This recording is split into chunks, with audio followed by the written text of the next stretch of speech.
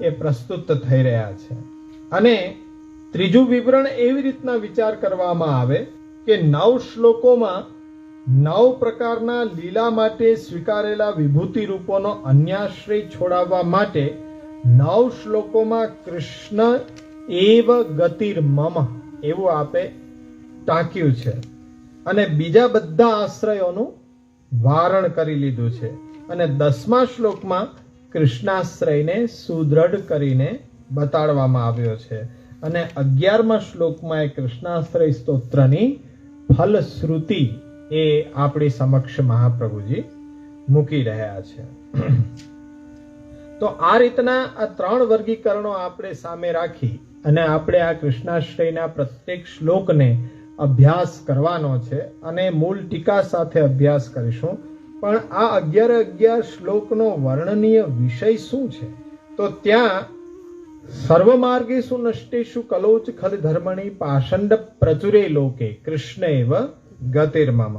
હવે આપણે જાણીએ છીએ કે કલિયુગને કારણે આ કલિકાલ ચાલી રહ્યો છે. કલિકાલને કારણે ધર્મ અનુષ્ઠાન છે એ પ્રાય કરીને જે વિધિપૂર્વક જે કાર્યો કરવાના હોય તો એ કાર્ય શક્ય નથી થઈ શકતા.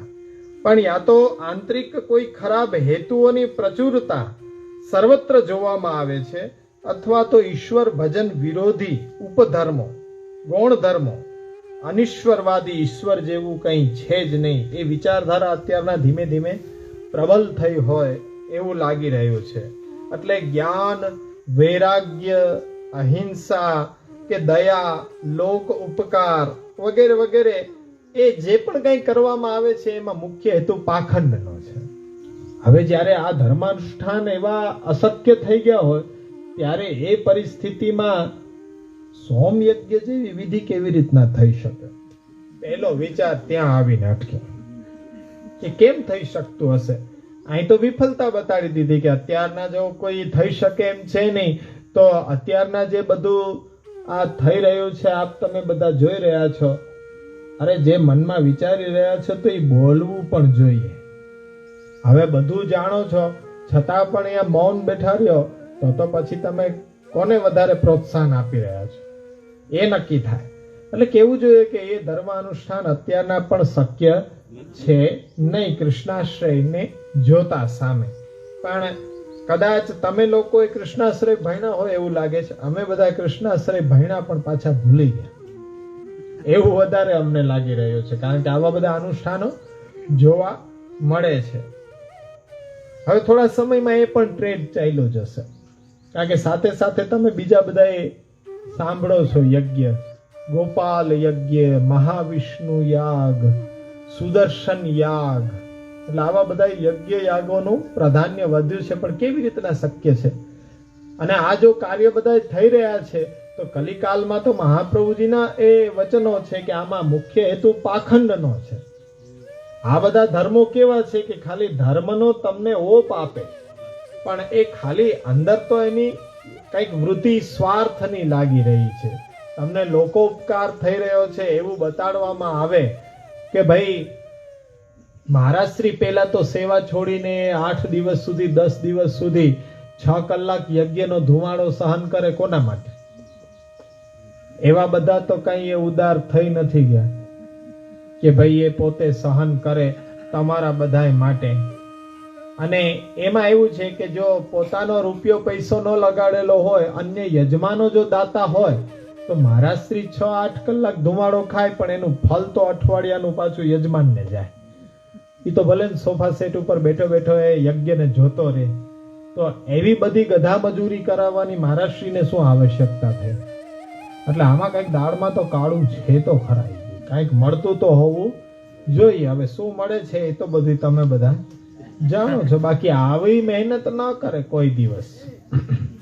પ્રવચન કરવામાં તો પરિશ્રમ પડી જતો હોય, આવા બધા કાર્યો કરવામાં કેમ એમને ઉત્સાહ આવી જતો હશે? અને ખરી રીતે જોતા, શાસ્ત્રની દ્રષ્ટિએ જોતા તો એમાં કઈ એમને ફલ તો મળવાનું છે નહીં. અને એ શાસ્ત્રની દ્રષ્ટિએ યજ્ઞ નથી, કારણ કે અરણ્યમાં થવો જોઈએ પહેલી શરત તો એ છે. અને અરણ્યની અંદર ઋષિમુનિઓ પહેલા કરતા કે ભાઈ એ ગાયત્રી મંત્રનો અધિકાર પણ એ ત્રિવર્ણિકને છે, એના સિવાય કોઈ સાંભળી જાય તો ગાયત્રી મંત્ર વિફલ થઈ જાય. આ તો વેદના મંત્રો છે, ત્યાં એનું ઉચ્ચારણ થતું હોય અને એ માઇક ઉપર થતું હોય તો પછી ઘરે બેઠા હો તોય તમે સાંભળી લ્યો તોય એ વિફલ થઈ જાય. તો આમાં યજ્ઞ સફળ ન થઈ શકતો હોય, વિફલ થવાની પૂરેપૂરી સંભાવના રહેતી હોય, આવા સંજોગોમાં ફળ કાંઈ મળતું ન હોય છતાંય મહારાજ શ્રી 6-8 દિવસ સુધી શા માટે મહેનત કરે? તો મહાપ્રભુજીની અહીંયા ઉક્તિ આ સાચી પડી રહી છે ને કે આ બધા જે કાર્યો થઈ રહ્યા છે એમાં હેતુ પાખંડનો છે. એટલે હેતુ કંઈક પાખંડનો છે અને કલિકાલમાં એનો વિપુલ પ્રચાર પ્રસાર થતો જોવા મળી રહ્યો છે. અને એવા પ્રચાર વડે ભગવત પ્રાપ્તિના જે કર્મ જ્ઞાન અને ભક્તિ માર્ગ છે એ અવરોધાઈ ગયા છે. એને બારોબાર ત્યાં નુકસાન પહોંચી રહ્યું છે. અને તો પણ જેમને સાધન અને ફલના રૂપમાં એકમાત્ર શ્રી કૃષ્ણનો જ આશ્રય છે તેવા ભક્તોને કોઈ પણ પ્રકારનો ભય નથી. કાલોયમ કઠિનોપી કૃષ્ણાન ભક્તાન ન બાધતે. પણ ત્યાં પાછો સમ કેના ઉપર આવે? ભક્ત ભક્ત ભગતની ભક્ત. એટલે એ કૃષ્ણાન ભક્તાન ન બાધતે, કૃષ્ણના ભક્ત થવું જોઈએ, ભિખારી ન હોય. તો એ કૃષ્ણના ભક્તો હોય એને આ કલિકાલ છે બાધક કોઈ રીતે કરી શકતો નથી. કારણ કે એમણે આ કલિકાલમાં એકમાત્ર કૃષ્ણ એવ ગતિર્મમ એનો સ્વીકૃત કર્યો છે.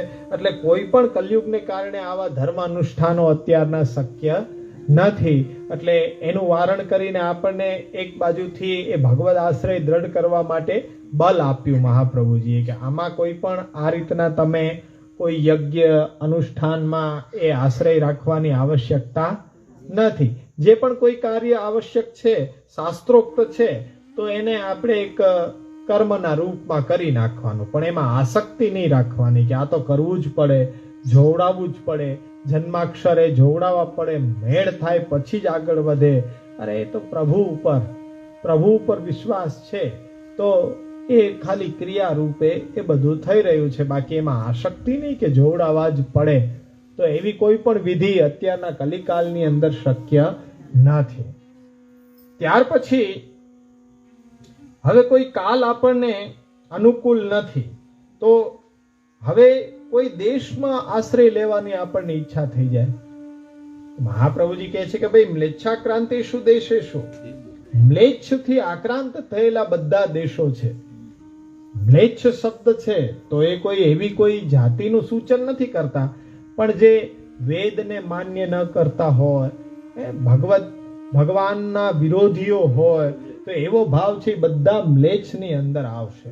કે જેમને આસ્થા નથી, શ્રદ્ધા નથી, એ નાસ્તિક છે, એ બધા મ્લેચ્છ શબ્દની અંદર આવશે. તો આવા તો બધી જગ્યાએ લોકો વસી રહ્યા છે, કોઈ એવું ખાલી નથી દેશ. એટલે ત્યાં આવી મ્લેચ્છ શક્તિઓથી આક્રાંત એટલે કે આક્રમણ કરવું, એના એ બીજાને રંજાડવા, એ એવો દબાયેલો, કચડાયેલો, જીતાયેલો આવા બધા પ્રદેશો છે. તો એનાથી એ આજે આપણે લોભ, લાલચ, કામુકતા, વ્યભિચાર, લૂંટફાટ, હિંસા, અત્યાચાર આવા જે પાપો છે ત્યાં બધે જ થઈ રહ્યા છે. કોઈ એવું સ્થાન છે કે જ્યાં આમાંથી કોઈ પણ વસ્તુ ન શક્ય થતી હોય? બધે અને સર્વત્ર હે પાપૈક નિલયેષુ છે, એક મુખ્ય ઘર બની ગયું છે પાપનું. એવા તો આજે પ્રત્યેક દેશોની પરિસ્થિતિ છે. તો સ્વધર્મ પાલનનો જે થોડો ઘણો પ્રયાસ કરતા હોય આવા દેશમાં રહીને, તો એવા લોકોને અનેક પ્રકારની પીડા અને દુઃખો આવા મ્લેચ્છ લોકો તરફથી મળતા હોય. એટલે આપણે જોઈને થોડાક પીછેહટ કરી જઈએ કે આના કરતા સારું છે કે આપણે ધર્મની અંદર બહુ ઊંડા ઉતરા નથી. ત્યાં તો ઉલટાની તમારી આસ્થા ભાંગી જશે. ત્યાં તમે જશો એ દેશની અંદર અને ધર્મમાં ચાલનાર કે માનનાર, થોડું ઘણું પણ એ પ્રયત્ન કરનારની દશા જોશો ને તો તમારા રૂવાડા ઊભા થઈ જશે કે આના કરતા આપણે સારા છીએ કે બહુ ઊંડા ઉતર્યા નથી. તો એવી સ્થિતિઓમાં સજ્જનનો વ્યગ્ર થઈ જાય એવી સ્વાભાવિક અત્યારના દ્રષ્ટિ આપણી થઈ ગઈ છે. તો એવી સ્થિતિનો સામનો કરવા માટે કોઈ અત્યારના આપણી પાસે સાધન નથી. તો સાધન એકમાત્ર શ્રી કૃષ્ણ એવ ગતિર્મમ. ક્યાં જશો? હવે અત્યારના તો પરિસ્થિતિ એવી છે કે મ્લેચ્છ દેશોની અંદર આપણે વાસ કરવો પડે છે. તો એવી કોઈ બહુ ચિંતા જેવી વાત નથી. જો મનમાં ભગવદ આશ્રય દ્રઢ છે તો મ્લેચ્છ દેશની અંદર પણ ભગવત ભક્તિ છે, ભગવદ અનુગ્રહ છે. લાહોરની અંદર એ ગોવર્ધન ધરણ દર્શન પણ આપી રહ્યા છે. તો જ્યાં જ્યાં એ પુષ્ટિજીવ વસી રહ્યો છે ત્યાં તો એ વ્રજ જ છે. પણ અત્યારના કોઈ એવું વાક્ય સાંભળીને કે ભાઈ તમે હવે વિદેશમાં રહી રહ્યા છો તો હવે મ્લેચ્છ જ કહેવાઓ છો, કે તમારી કરેલી ભક્તિ છે હવે એનું કોઈ મૂલ્ય નથી, તમારી એ ભગવદ આશ્રય લઈ રહ્યા છે એનું કોઈ મૂલ્ય નથી, આવું કોઈ કહેનાર હોય તો આપણે કેટલા અંશે માન્ય કરી શકીએ કે ભાઈ મ્લેચ્છ દેશ છે પણ ત્યાં પણ કોઈ સજ્જન છે, એ ભલે વિકટ પરિસ્થિતિની અંદર પણ ભગવત ધર્મનું પાલન તો કરી રહ્યો છે, તો એ કેમ વેલિડ નહીં ગણાય? અત્યારના જો નવયુવકો આવું વાક્ય સાંભળી લે તો એ તો એકદમ પીછેહટ કરી જાય કે આજે તો અમે તો હવે અમારી કોઈ એ પરિસ્થિતિ જ એવી નથી કે અમે પુષ્ટિ ભક્તિ સંપ્રદાયને અનુસરણ કરી શકીએ. તો એમાં જરા પણ મનમાં નાનપ લાવવાની આવશ્યકતા નથી. મહાપ્રભુજી તો એવા ઉદાર છે કે વિશ્વના ખૂણે ખૂણે કેમ ત્યાં આપણી પૃષ્ઠભૂમિ શુદ્ધાદ્વૈત બ્રહ્મવાદની ભૂલાઈ જાય? ત્યાં ભારત વર્ષ જ આવે છે? નહીં, આખું જગત બ્રહ્મમય છે. બ્રહ્મ રૂપ એને જાણો પણ એમાં આસક્ત ન થાવ. તો શું ત્યાં એ બ્રહ્મનો વાસ નથી? છે જ. પણ જ્યાં જ્યાં આપણા હૃદયમાં ભગવત ભાવ ભક્તિ છે તો ત્યાં પણ એ પુષ્ટિ ભક્તિ માર્ગ આજે જીવંત છે. તો આ પ્રદેશોની બધા દેશોની પરિસ્થિતિ છે. તો ત્યાં જઈને એમ કે ભાઈ ઉત્તમ દેશ કે ઉત્તમ, હવે વ્રજ આપણા ઘરે મહાપ્રભુજીએ સ્થિર કરી દીધું તો આપણે વ્રજ પ્રદેશની અંદર જઈને પણ એવું જોઈએ છીએ. તો આપણને દેખાઈ રહ્યું છે આજે. પણ ખરેખર જો તમે માની રહ્યા છો તો ત્યાં તમારી ભાવના એવી રીતના ટકાવવાનો પ્રયત્ન કરવો જોઈએ, અને નથી ટકતી તો ઘરની અંદર રહેવું જોઈએ. બે વસ્તુ છે કે ઘરની અંદર પણ બ્રજમંડલ સ્થિર કરી સ્થાપોજી. ક્યાં અલગ તમને કોઈ બ્રજમંડલ દેખાડ્યો? તમારા ઘરનું જે વાતાવરણ છે એ જ બ્રજનું વાતાવરણ છે. તમારા ઘરમાં જે એ રજ છે એ જ બ્રજરજ છે. તમારા ઘરની અંદર જ એ ગોવર્ધન છે. તમારા ઘરની અંદર જ એ બધી નિત્ય નિકુંજો કુંજો ઠાકોરજીની છે. તો ત્યાં જ રહીને આપણો ભાવને સુરક્ષિત રાખવા માટે પ્રયત્ન કરવો જોઈએ. પણ જો બીજે બધે ફરવાનો આગ્રહ છે તો પછી આપણે આ બ્રહ્મવાદની દ્રષ્ટિ રાખીને અત્યારના જવું પડશે, કારણ કે બધે આવું તો દેખાવાનું જ છે. ત્યાર પછી કોઈ તીર્થનો આશ્રય કરવા જશો તો ત્યાં પણ પાછી વિષય વસ્તુ આખી અલગ ફરી રહી છે કે બધા જ પવિત્ર સ્થળો છે. જ્યારે શ્લોક લેશું ત્યારે ગંગાને જ શા માટે આપે કીધું કે જ્યારે પ્રયાગરાજ અને ગંગા જેવા તીર્થો કે જે તીર્થોના રાજા કહેવાય છે એની પરિસ્થિતિ જો આવી પરિસ્થિતિ હોય તો નાના મોટા તીર્થોને તો પછી અહીંયા ગણના કરવાની આવશ્યકતા જ નથી.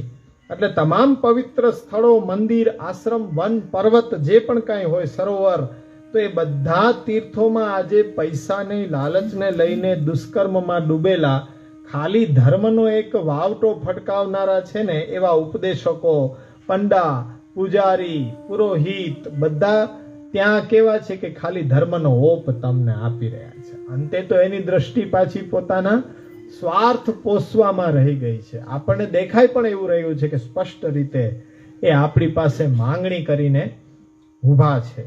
ખરેખર તો બ્રાહ્મણ હોય અને માંગવાની તો છૂટ આપવામાં જ નથી આવી કે એ માંગી શકે જ નહીં, અને માંગે એ બ્રાહ્મણ નહીં.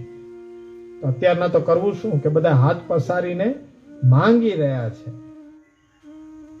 એટલે આવા પરિસ્થિતિઓને કારણે આવા પવિત્ર સ્થળોની અંદર જે પ્રભાવ પ્રગટ થવો જોઈએ આધિદૈવિક દેવતાઓનો એ આપણને પ્રગટ આજે દેખાઈ નથી રહ્યો.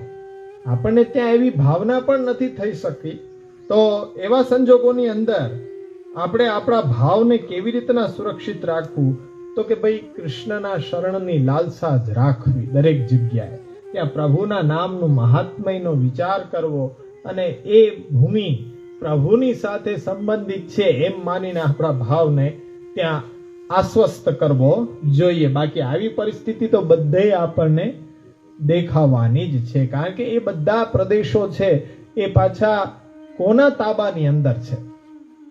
જે પણ કોઈ પ્રદેશ છે એ આજે એમ કહે છે કે એના ઉપર જે સરકારનું નિયંત્રણ છે એ બધે આવી ગયેલું છે ને ત્યાં પછી એ સરકારી ખાતાઓની અંદર બેઠેલા જો વ્યક્તિઓ છે તો એવી આવી દુર્ભાવના વાળા હોય તો આપણે ઈચ્છીએ તો પણ કાર્ય ન થઈ શકે. આજે મુદ્દો આજે ફૂલો ફાયલો છે ફરી પાછો યમના શુદ્ધિકરણ.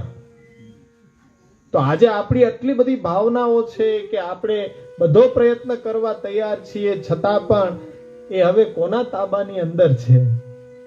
એને એવો ભાવ જાવો જોઈએ તો કાર્ય સત્વરે થાય, બાકી આપણી ભાવનાનું કોઈ મૂલ્ય નથી. વારંવાર તમે હસ્તાક્ષર કરીને ત્યાં પહોંચાડો કે પછી એ તમે એ ભૂખ હડતાલ કરો, પણ ઉપરનો વ્યક્તિ બેઠો છે એ જો મ્લેચ્છ છે તો એને તો કોઈ એવી ભાવના થવાની જ નથી. તો એ કાર્ય અત્યારના સમયની અંદર આપણે ઈચ્છીએ તો પણ એ અશક્ય થઈ ગયું છે. તો હવે ભાવના પાછી એ જ રહીને કે જ્યાં વ્રજાધીપ બિરાજે છે ત્યાં શ્રી યમુનાજી બિરાજે રહ્યા. આપણા ઘરે વ્રજાધીપ બિરાજી રહ્યા છે, ત્યાં જારીજી ભરીને ધરી છે એ સાક્ષાત યમુનાજી છે. અને એ યમુના જલ છે એ શુદ્ધ જ છે, આપણી ઘરે બિરાજે છે. એ ભાવના રાખ્યા સિવાય તમે કરી શું શકો? તો ત્યાં આજે પવિત્ર સ્થળો તીર્થ સ્થાનોની એ પરિસ્થિતિઓ એવી છે. તો આ સંજોગોમાં આપણે તો ન કાલ કે ન કોઈ દેશ કે ન કોઈ તીર્થ નો આશ્રય લઈ શકીએ, કારણ કે આપણને હંમેશા એ વિફલતા જ એની અંદર પ્રાપ્ત થવાની છે.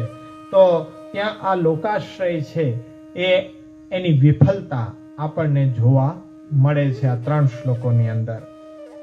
ચોથામાં વાત આવે છે હવે ધર્માશ્રયની. તો ત્યાં કર્તા પહેલો આવી રહ્યો છે. અહંકાર વિમુઢેષુ સત્સુ પાપાનુવર્તિષુ લાભ પૂજાર્થ યત્નેષુ કૃષ્ણ એવ ગતિર્મમ. કર્તા કેવા છે? ધર્મનું આચરણ કરનાર કર્તા. તો કે છે કે હા, એટલે જે દેશ છે, કાલ છે, તો એ કોઈ તીર્થ છે કે જેને આપણે આશ્રય માનીને ચાલી રહ્યા છીએ, તો એ કોઈ લોક એનો આશ્રય છે. તો એ લોકાશ્રય અત્યારના આ પરિસ્થિતિઓને કારણે આપણને એ શક્ય નથી. તો એ આગળ જ્યારે ટીકા ભણશું ત્યારે એમાં વિશેષ પ્રકારે આપણે આખો ખ્યાલ અત્યારના પૂર્વ ભૂમિકાની અંદર તમને ચિતાર આપી રહ્યા છીએ. પછી એ જે શરૂઆત થશે ત્યારે આખો નિચોડ એ વાતનો આવશે કે ધર્માશ્રય એટલે શું, લોકાશ્રય શું છે, વેદાશ્રય શું છે, ભાગવતના જે પંચવિધ આશ્રય છે એ શું છે.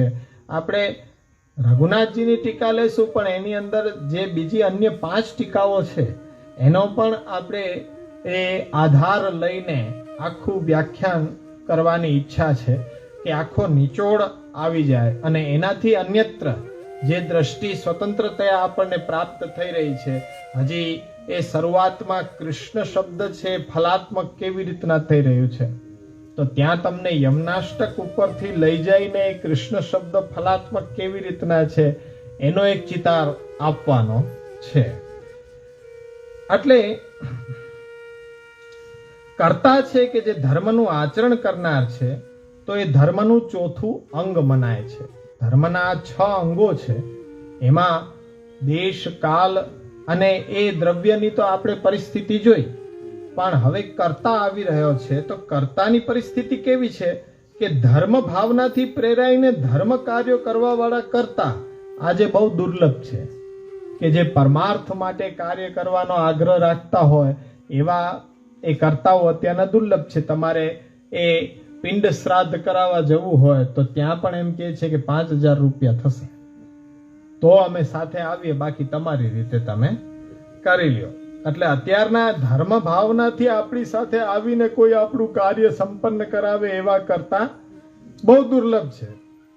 પરંતુ અહીંયા ધાર્મિક કાર્યો જે પંડિતો લોકો રાજસી તામસી પ્રકૃતિ વાળા મ્લેચ્છનું અનુસરણ કરનારા દેખાદેખી, એમને પણ ઈચ્છા એવી થઈ આવી છે કે આપણે પણ ગાડી બંગલા હોય, આપણે પણ મોજ શોખ માણતા થઈ જાય. એટલે એ જે વિદ્વતજનો છે, એ પંડિતજનો છે, એ પાપાનુવર્તીશું, એ પાપ કરનારના અનુસરણ કરનારા એવા થઈ ગયેલા છે દેખાદેખીથી.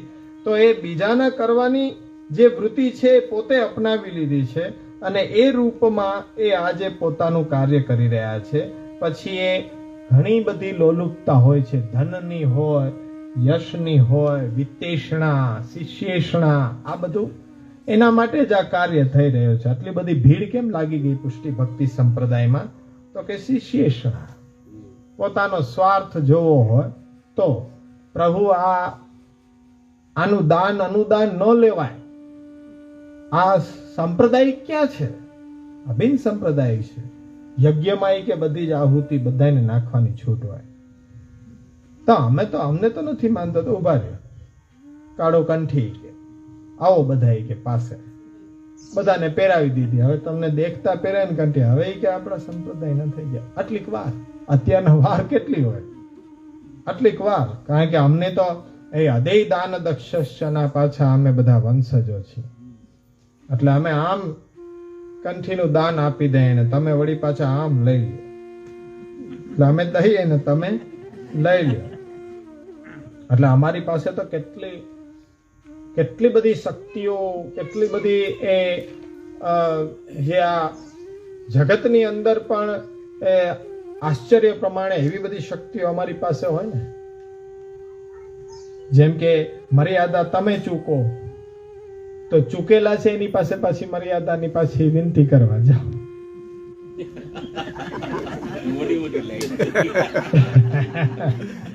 સારી ભાષાની અંદર સોફિસ્ટિકેટેડ. દવા લેવાઈ ગઈ છે, ઓહો બહુ ખોટું કાર્ય થયું. જે આ દવા લેવાઈ ગઈ છે, તમે તો એટલું તો શુદ્ધ મનથી પાલન કરો છો મર્યાદાનું કે ઓહો આ બીમારી આવી, રોગ આવી તો હવે દવા લેવી પડી, મર્યાદા છૂટી ગઈ.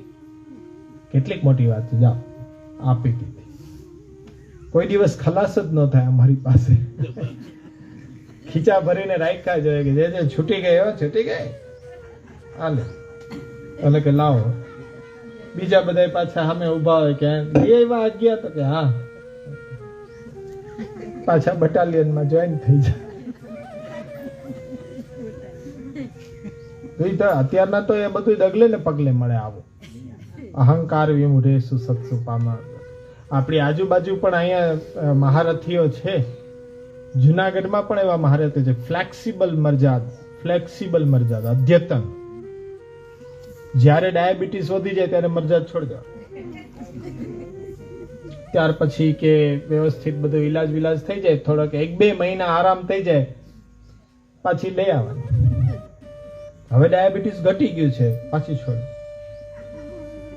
પછી ઘરનાઓને એમ કે સ્ટ્રિક્ટલી મરજાદ ફોલો કરીને તમારે સેવા કરવાની છે. ભક્તિ ભાવ વાળા હોય એને અંદર આવાય ન દે. તમે બધા કે લઈ ગયો પોતે બહાર એ બધી વસ્તુઓ એ આરોગતા હોય અને પછી તાજા માજા થઈ જાય, પછી એમ કે છે કે હવે સરસ થઈ ગઈ છે, હવે તાકાત આવી ગઈ છે, હવે એ કે પાછી મરજાદ. એટલે ઓલા મારા શ્રી એમ કે તમે આવી ગયા પાછા, હાલો હાલો હાલો. કેટલીક છે આ શું આ નાટક નથી કે ગમે ત્યારે તમે છોડી દો ને ગમે ત્યારે લઈ લ્યો ને. આ શું છે એ હજી સુધી તમે તો શું અમને ખબર નથી પડી કે આ છે શું. અમને ખબર નથી કે આ દેવાય એટલે શું. ઓલો કે ભાઈ પૂછે છે તો હા પાડો ને, હા. ઓલો કે બાવાએ આપ્યું એટલે અદેયતા પછી અમારે હોય નહીં મરજા. અમારે હોય નહીં, દેખાતું હોય તોય બિચારા આંખ આડે કાન કરતા હોય આમ કે આપ તો અગ્નિ સ્વરૂપ કેવા, આપને તો કઈ નડે નહીં, કરતોમ અન્યથા કરતોમ સર્વ સામર્થ્ય યુક્ત કેવા. પણ એને બધી ખબર પડતી હોય પણ આમ કરીને બોલે કે આપને કઈ ન નડે. આવી માન્યતાઓમાં અમે તો કમસે કમ નથી માનતા કે આપને કઈ ન નડે, બધી મર્યાદા તમને નડે. વલ્લભ તો ચાહે શું કરે,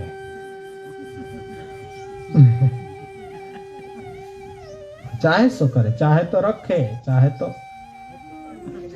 પહોંચાડે. એટલે આ રીતનો અત્યારના તો વલ્લભ તો ચાહે શું કરે, ઘણા બધા તમને વિડીયો જોવા મળે, વલ્લભ ચાહે શું કરે. જે આવું હું તો કઈ સમજતો નથી પુષ્ટિ ભક્તિ સંપ્રદાયમાં, પણ આવું તે હોય.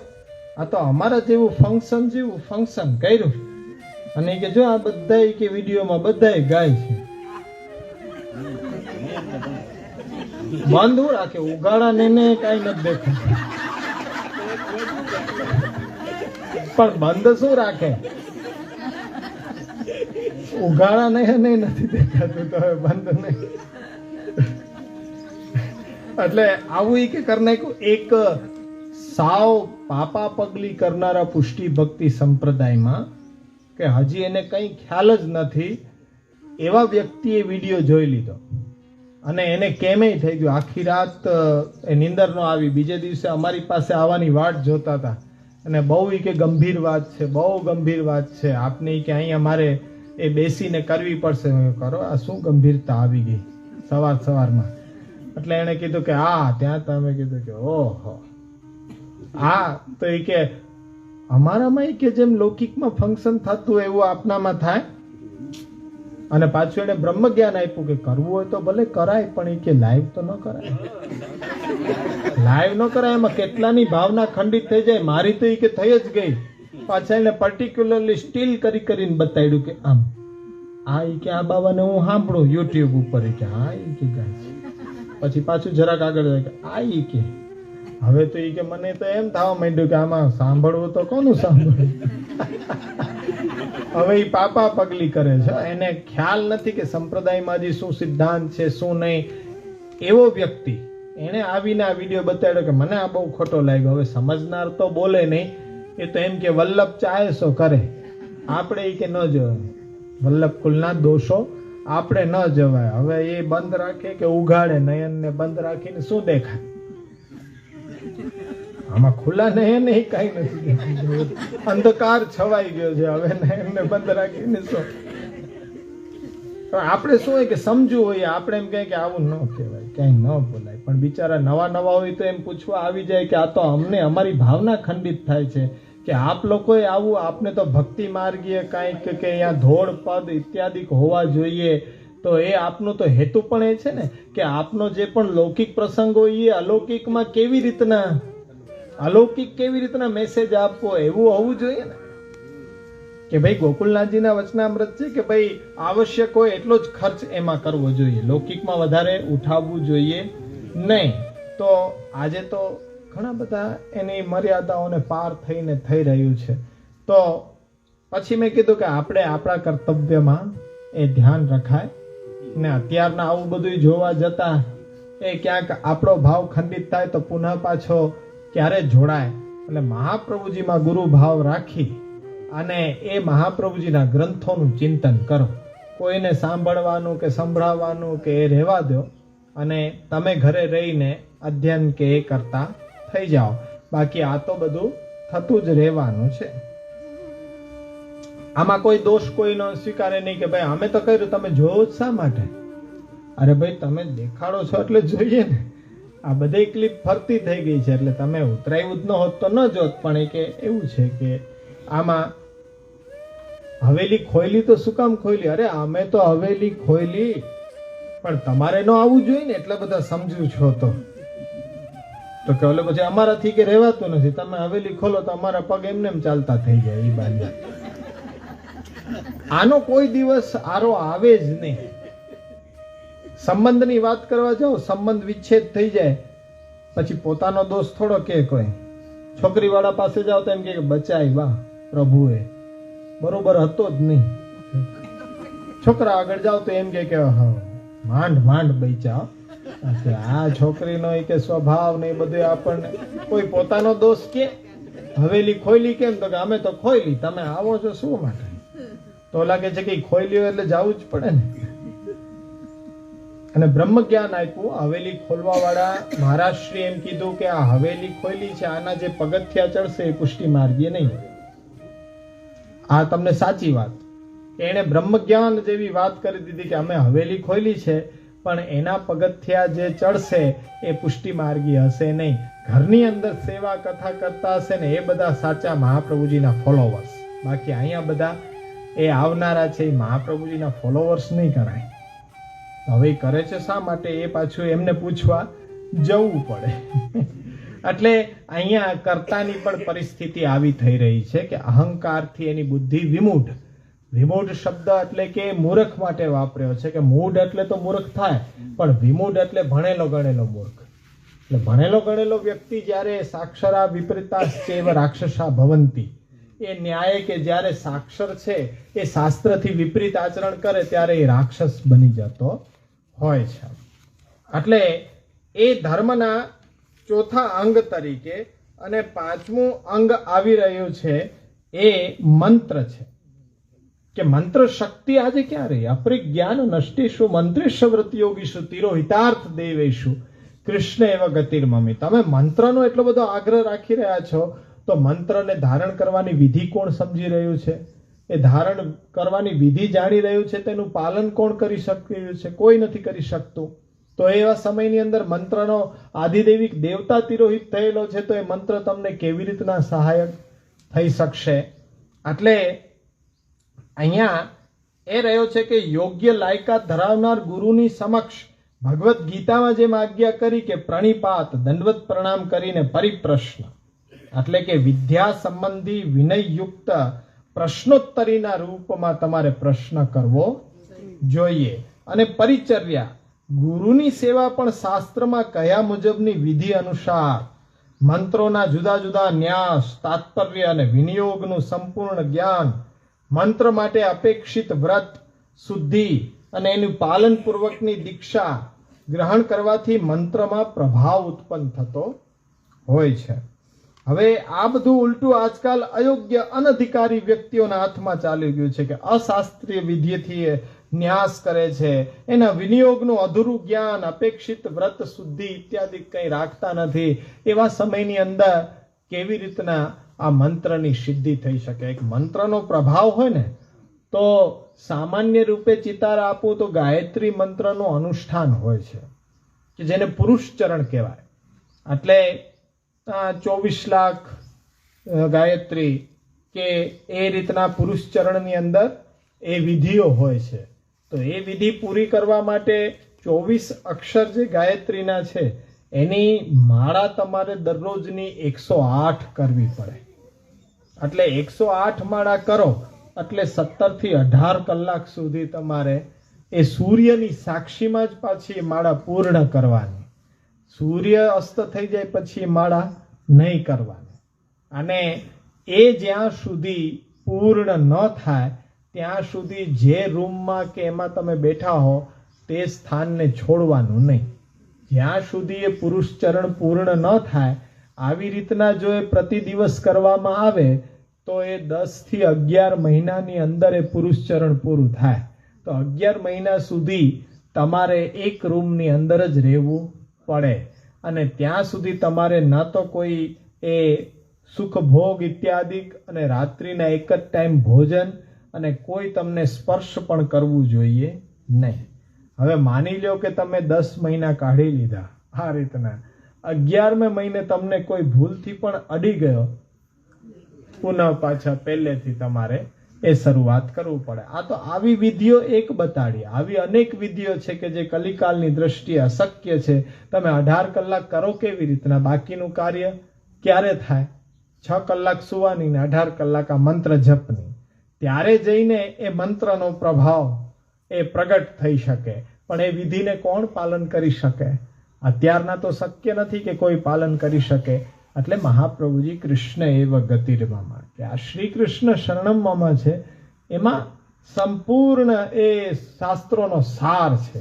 તો એની અંદર આ અષ્ટાક્ષર જપવામાં આવી કોઈ વિધિ વિધાનને એને કોઈ આશ્રયની આવશ્યકતા નથી, સ્વયં ફલાત્મક છે. તો આ બધું કરવા જશો તો ક્યાંક એ તમે નાહકનો વૃથા જન્મ ખોઈ બેસશો. એના કરતાં અષ્ટાક્ષરમાં તમારી પ્રીતિ વધે ને ભગવદ આશ્રય લેવામાં એ આપણી ચિત્તવૃત્તિ કેળવાય, એ માટે મહાપ્રભુજીનો અહીંયા પ્રયત્ન છે. તો અહીંયા આ 5 શ્લોકોની અંદર આપણે જોયું ત્યાર પછીનું કર્મનો એ આવી રહ્યો છે, તો એ આપણે આવતા વખતે બાકીના 6થા શ્લોકથી 11 શ્લોક સુધીનો એ પૂર્વ ભૂમિકા લઈ અને પછી થોડીક વિચારણા એ મેં જેમ કીધું એમ કે આશ્રય શબ્દની તો કરી, કૃષ્ણ શબ્દ જે ફલાત્મક છે તો એને યમનાષ્ટકના